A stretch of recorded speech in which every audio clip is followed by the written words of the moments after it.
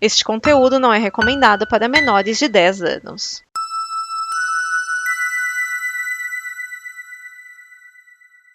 Fala pessoal, sejam bem-vindos a mais um The Mullet Show. Eu sou Vinícius Schiavini, obrigado por dar play nesse vídeo.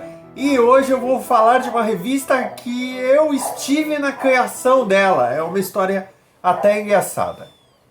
E sim, tem ataque de velharia. Vai, vinheta.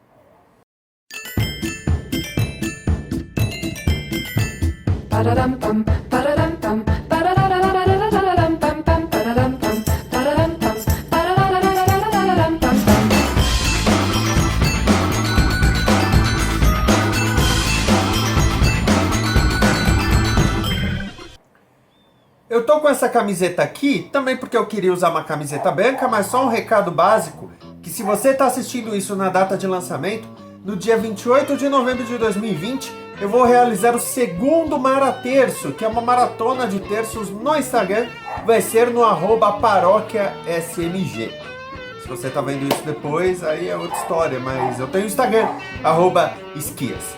E hoje eu quero falar desta revista aqui, a revista Zero, tá? Ela tinha esse título com os colchetes, que era um sinal meio de abraço, tá? Mas, há muito tempo atrás, eu fazia parte de grupo de discussão sobre o rock e a música indie, independente. Um dos grandes expoentes desse debate jornalístico sobre a música indie é o Lúcio Ribeiro, que está aí até hoje com o Popload. Mas muita coisa surgiu, como o site Scream and Yell. Só que o Scream and Yell, ele era muito sobre música, não falava de cinema, não falava de outras coisas, muito menos de coisas pessoais.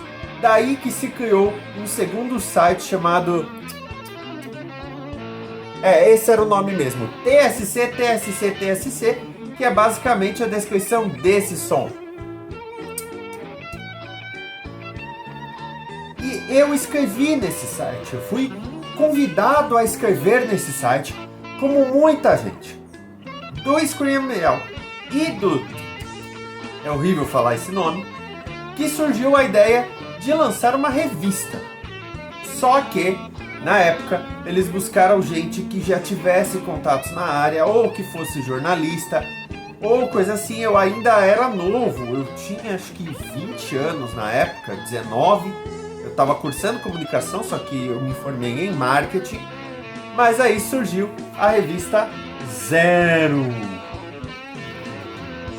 É maio de 2002, eu ainda não tinha entrado na faculdade. Pra ver quanto tempo isso faz, essa revista tem 18 anos. Bom, a Zero é uma revista que tem um princípio parecido com as outras que eu já trouxe aqui, principalmente com a Showbiz, mas buscando falar mais de rock independente. É claro que para a primeira edição, o Nirvana chama muito a atenção, ainda mais uma foto. Eu sempre achei legal essa capa, porque é uma foto muito desfocada do Kurt Cobain. É uma coisa muito diferente.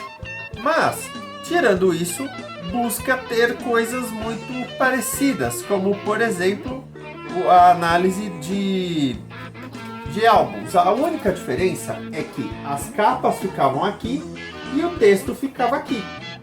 Mas tirando isso, a revista tinha o princípio básico de uma revista de música, claro, buscando falar com esse público indie, o público que ouvia garagem, que acompanhava o lado B da MTV Brasil. Enfim, aliás, garagem, MTV Brasil, você já sabe, são coisas que tem que rolar em outros programas, porque senão vai ficar de 1 hora. Mas a revista Zero, ao falar com esse público indie, às vezes, vamos dizer assim, maltratava outros artistas. Por exemplo, deixa eu achar aqui, do Engenheiros do Havaí, Surfando Karmas e DNA. E ainda assim deram nota 7, mas o texto diz assim: se eu soubesse antes o que sei agora, erraria tudo exatamente igual. Nada mais apropriado.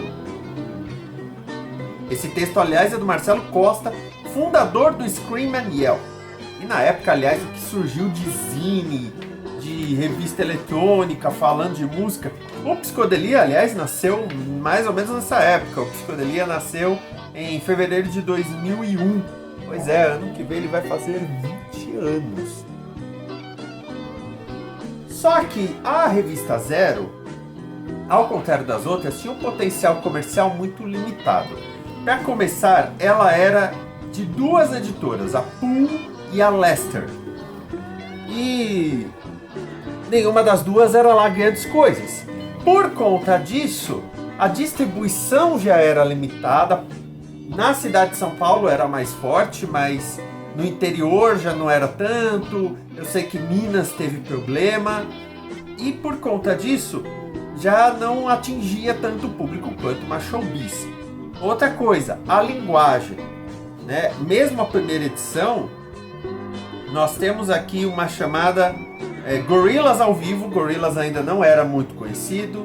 Cameron Crowe fala sobre cinema e rock, o diretor de Vanilla Sky. Até hoje, Cameron Crowe, na minha opinião, é um diretor subestimado. Ele é um dos meus favoritos.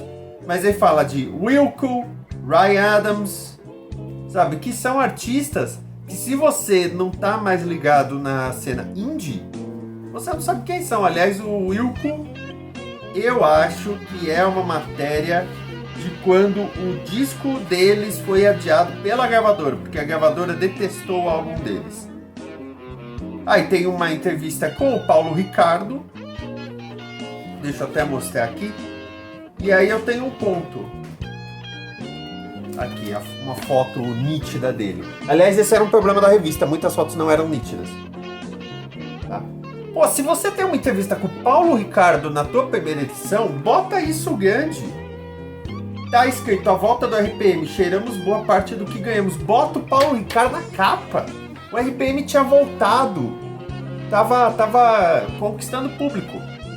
Claro que com a baixa venda, eles acabaram mudando um pouco, ficando um pouquinho mais comerciais na Zero.